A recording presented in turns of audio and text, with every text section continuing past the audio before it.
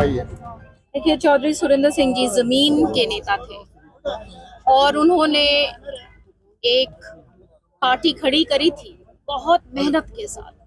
एक एक क्षेत्र में एक एक कार्यकर्ता को उन्होंने अपने आप पे रोया था।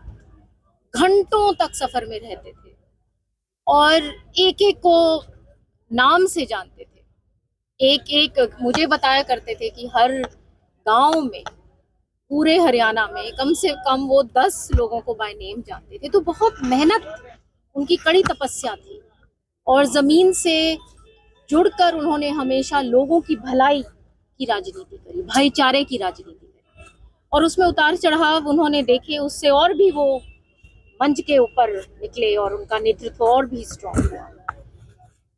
ये जो वो दौर था, उसमें हम उस दौर को हमेशा याद रखते हैं क्योंकि राजनीति का, आप मुद्दों की लड़ाई लड़ो, लोगों की लड़ाई लड़ो।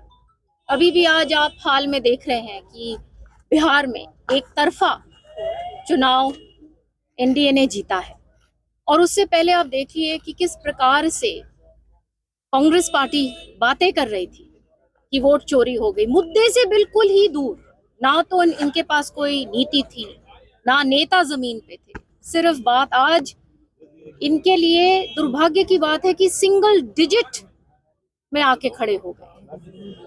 तो ये मैस लीडर्स जो हैं, जो आज के दिन आप देखेंगे कि किस प्रकार से प्रधानमंत्री जी के लिए एक कितना लगाव है लोगों, स्टेट आफ्टर स्टेट, चाहे लोकल लीडरशिप हो, चाहे नीतीश जी की पॉपुलैरिटी हो, और ये अलग अलग योजनाएं जब आप देखिए कि महिला मतदाता कितना इम्पोर्टेंट मतदाता है।